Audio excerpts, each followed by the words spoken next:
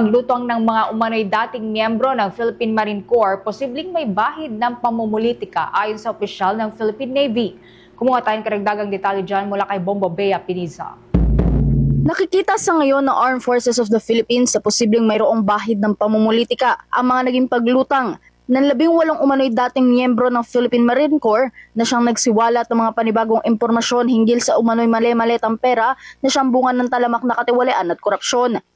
Ayon kay Armed Forces of the Philippines spokesperson for the West Philippine Sea, Rear Admiral Roy Vincent Trinidad, masyadong malayo ang mga naging pahayag ng mga individual na ito na mas pinagtuunan ng pagsuporta ng Philippine Navy, Philippine Marine Corps at maging na mismong institusyon ng militar. Anya kung ang focus ng kanilang paglutang ay para ayusin ang kanilang mga inireklamo hinggil sa korupsyon, ito dapat anya ang pagtuunan ng kanilang pansin. Ang paglabas din anya ng mga pahayag na siyang ginawa isang araw bago ang naging selebrasyon ng ika-40 anibersaryo ng EDSA People Power Revolution ay siya lamang anya nagpapakita ng pagiging politically driven ng mga naging paglutang na ito. Again, this is out of tune, this is misaligned. Kung ang nirereklamo nila ay patungkol sa corruption, dapat yun ang ma-address. Hindi yung suporta ng Philippine Navy, ng Philippine Marine Corps o ng AFP. The confluence of events, one day before the February 25 EDSA anniversary celebration, trillion peso march, the politically charged atmosphere, it doesn't leave a good taste in the mouth.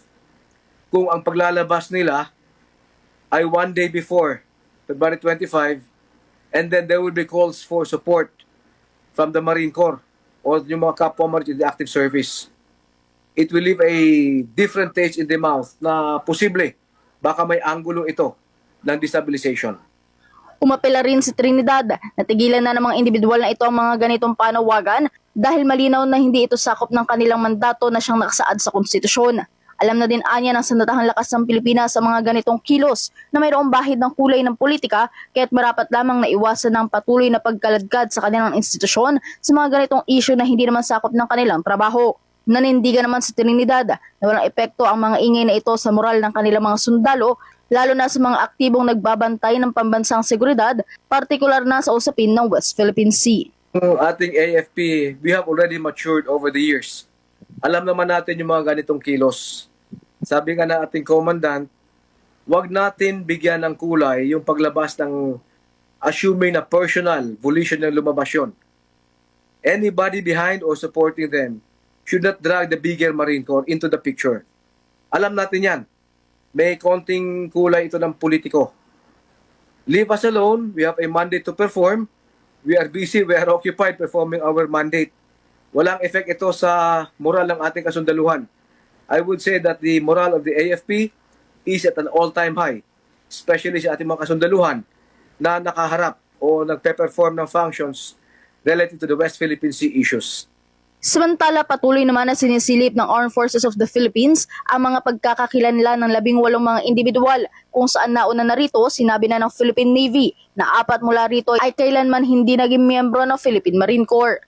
Patuloy ding nanindigan ng hukbong sandahan na pag-iibayuhin lamang ang kanilang pagtupad sa kanilang mandato sa kabila man ng mga issue at ingay na pilit isinasangkot ang kanilang organisasyon.